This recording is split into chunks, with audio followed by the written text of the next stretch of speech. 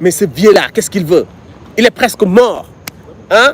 Comment il s'appelle le président ivoirien? Comment il s'appelle cette tortue-là? Comment il s'appelle? Alassane Ouattara. Mais ce ne sont pas des patriotes. Quel est le contraire de patriote? Hein? Mais ces renégats, ces malfrats, comme l'appelait Kémy Séba, jamais ressaisi, toujours boulimique, gourmand. N'est-ce pas? Quelle peste! Il faut que Condé tombe. Il ne faut pas seulement que Condé tombe. Il faut que le régime, tous ces traîtres, tous ces voleurs, ces fossoyeurs, n'est-ce pas, des deniers publics, il faut qu'ils soient arrêtés. Mais quand on voit Kémy Séba jubiler, nous aussi on va jubiler. Parce qu'il faut au moins qu'on commence quelque part. Voilà, il faut qu'on commence quelque part. Parce qu'il ne voulait pas que l'armée prenne le pouvoir. Mais on s'en fout que l'armée prenne le pouvoir. Macky Sall, il y a rien de pire que Macky. Il n'y a rien de pire que Macky. Un apprenti dictateur. Il ne faut pas travailler pour la France. On se fout de la France, comme Sonko l'a dit. On en a assez d'effages. On en a assez d'Auchan. Nous, on s'en fout que l'armée prenne le pouvoir. On s'en fout. Ay deal la ñuy def. Da ngeen yaakaar ne Macky Sall day ñëw rek jël nguur bi jox ko Sonko.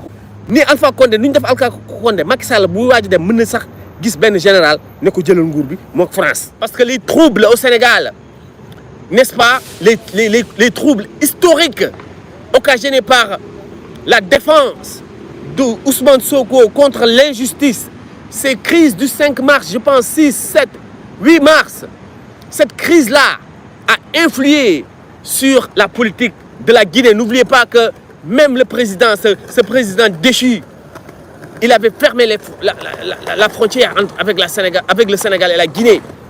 N'est-ce pas? C'est bien fait pour lui. Il a de la chance. Il s'en tire bien avec sa vie. N'est-ce pas? Il aurait pu être assassiné. Mais seulement ce sont les patriotes qui sont assassinés. Mais c'est ça qui c'est le comble de l'ironie. Les patriotes comme Sankara, n'est-ce pas? Ils sont assassinés. Mais les traîtres comme Boubacar Keïta, les traîtres comme, comment ils s'appellent? Alpha Condé, on les laisse, n'est-ce pas? On leur laisse leurs milliards. Et ils vont s'exiler. C'est sûr qu'il y a un deal. Parce que lorsque vous le voyez, il n'a pas été menotté. Et il a le culot de mettre son pied sur le fauteuil, comme s'il était toujours président. Mais quelle arrogance. Hein? Mais la folie, mais on est content. On est content et on espère que cette révolution réussisse. Parce qu'on ne veut pas que l'armée se divise et qu'il y ait une guerre civile. Et par un comble de miracle que Alpha Condé revienne au pouvoir. Parce que s'il revient au pouvoir, ça va être pire. Il ne faut pas avoir pitié d'hommes comme Alpha Condé. Des hommes comme, comment ils s'appellent, les Blaise Compaoré là, il ne faut pas avoir pitié d'eux. Parce que si vous leur laissez la vie sauve, ils vont revenir, ils vont massacrer toute la population. N'est-ce pas? Donc, il faut bien qu'on le surveille. Moi, j'étais vraiment surpris de ne pas le voir menotté. Il faut qu'on le surveille comme du lait sur le feu. Mes amis guinéens, on vous remercie. On vous remercie. Maintenant, au Sénégal, ça va faire bouger les choses. Parce que Macky Sall, d'autres nous font wax ay waxu troisième mandat. Macky Sall, d'autres nous font ñëmé waxu troisième mandat. Parce que légui, Africains dañoo sonn, les Africains sont fatigués. Africains dañoo tampi. Les Africains sont fatigués, dañoo sonn. Armée sénégalaise, ñu ngi tok di xaar. Macky Sall, s'il lève le petit doigt, ils vont le dégager. Nous, on s'en fout que l'armée prenne le pouvoir. On s'en fout. Parce que moi, j'étais très, très, très surpris, étonné par l'attitude de Sonko le 8 mars, lorsqu'il a demandé aux jeunes de rentrer chez eux, parce qu'ils ne voulaient pas que l'armée prenne le pouvoir. Mais on s'en fout que l'armée prenne le pouvoir. Macky Sall, il y a rien de pire que Macky. Il n'y a rien de pire que Macky. Un apprenti dictateur. N'est-ce pas? Il faut éteindre, refroidir son ardeur pendant qu'il est temps. Sinon, il va être pire que Condé. N'est-ce pas? Il fallait dégager Macky Sall. Moi, je vous l'ai dit, les patriotes là, vous m'avez insulté. Vous m'avez insulté le 9 mars. Pourquoi? Parce que vous pensez que Sonko avait pris la bonne décision. Mais vous vous trompez. Regardez ce qui se passe maintenant. Des jeunes qui ne peuvent même pas s'inscrire.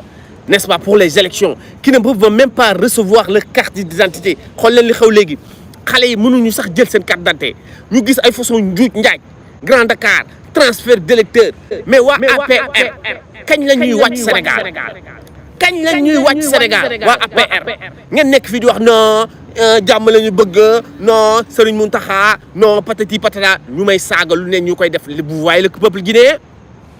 Nous on pensait que lors des élections en Guinée qu'Alpha Condé allait dégager mais il a échappé mais on ne sait pas si c'est la France xamuñu ndax France moo nekk ci ginnaaw gars yi dellu il faut ngeen di like il faut ngeen partager yéen tamit vous êtes 74 you gotta like you gotta share il faut ngeen like il faut partager comme ça il y aura beaucoup plus de personnes parce que lii c'est très important moi je sacrifie mon week-end pour vous faire des lives je prends des risques j'attaque l'APR j'attaque le Macky Sall donc il faut que vous partagiez que vous aimiez cette vidéo donc je disais que ñu may wax non président Sonko lu mu def loolu la patati patata on ne peut pas faire d'omelette sans casser d'œufs on ne peut pas faire une révolution sans verser du sang n'est-ce pas on ne peut pas le faire il fallait pas avoir peur si Sonko doit se sacrifier parce que lui-même il l'avait dit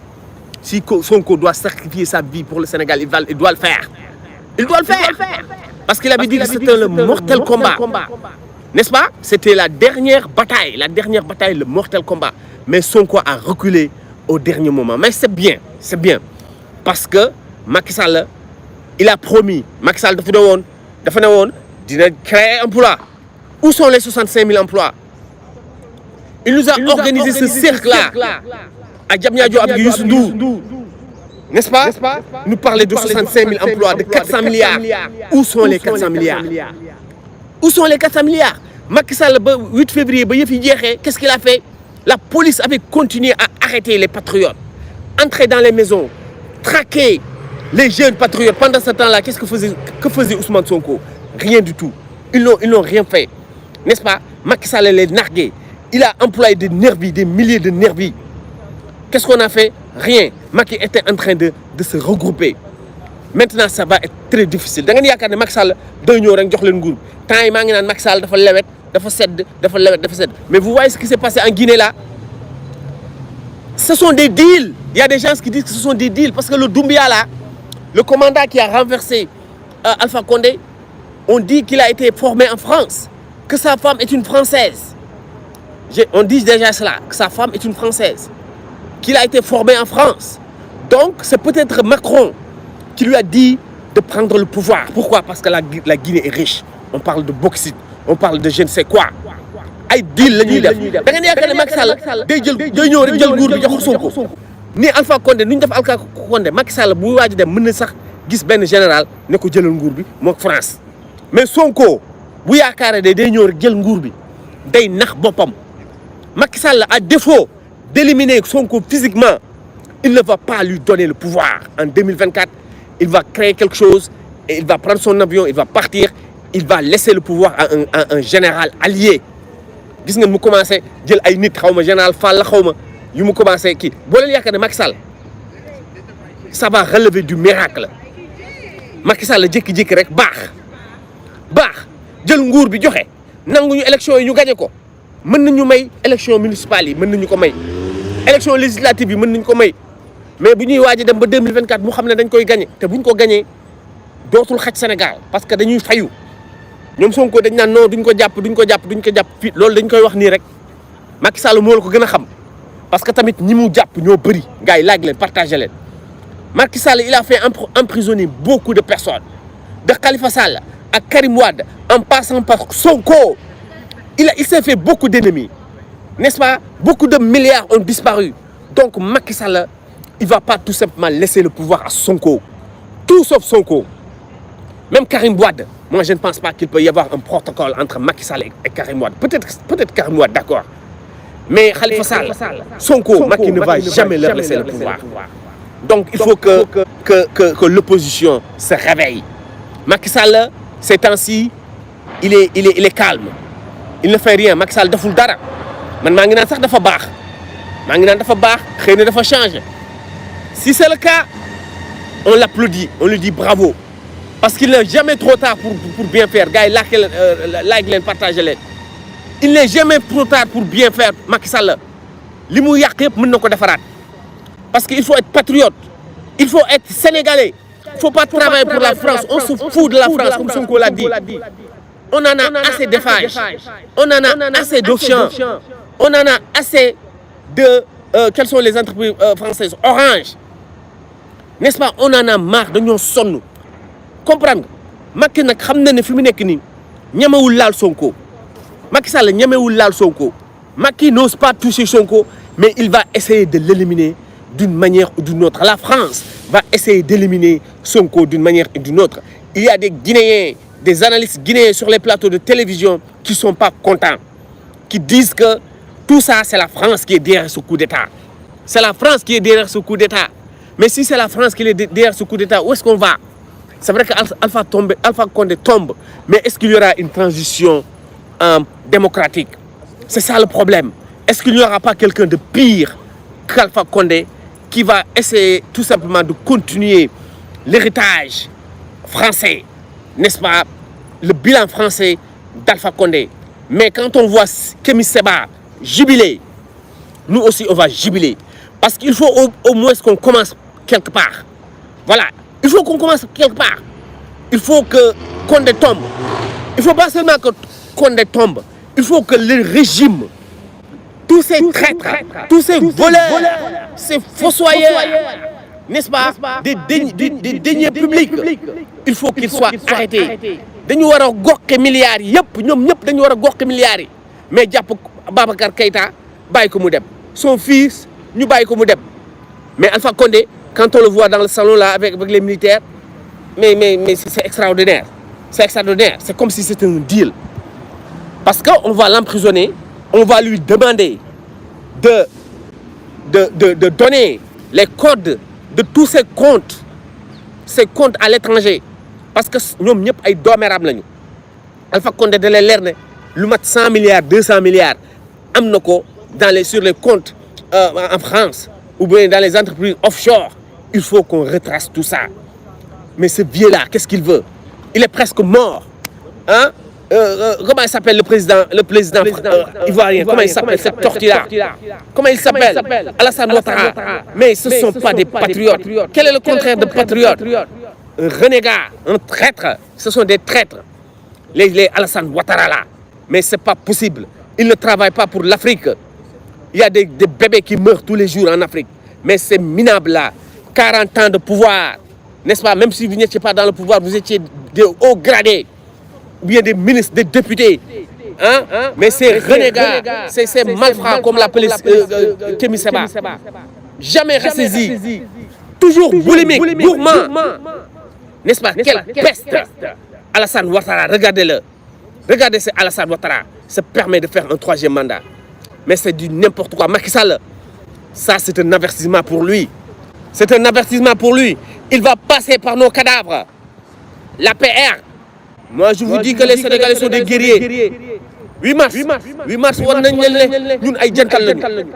Suñu boy ay jantal boy lañu. Gis nga leen les drapeaux sénégalais vert, jaune, rouge. Les jeunes gentlemen. L'homme sénégalais, n'est-ce pas? Beau. Même même dans les manifestations, l'homme sénégalais est un gentleman. C'est un homme beau. Mais regardez les images. Allez regarder les images des manifestations, des troubles. C'est vrai qu'on a eu des martyrs. Il y a eu 13 qui sont tombés. Mais ces 13-là, regardez-les. Hein? De beaux spécimens. Surtout, il y a un Sané là, je pense, Serge Sané. Je pense que c'est lui qui est tombé en bien. Mais regardez-les. Un jeune à la fleur de l'âge. Beau. Dans sa noirceur d'ébène. Mais regardez les images. Les belles Sénégalaises vertes. Mais tous sortis pour dire non à la tyrannie. Non aux apprentis dictateurs. Macky Sall, j'espère qu'il a compris cette leçon.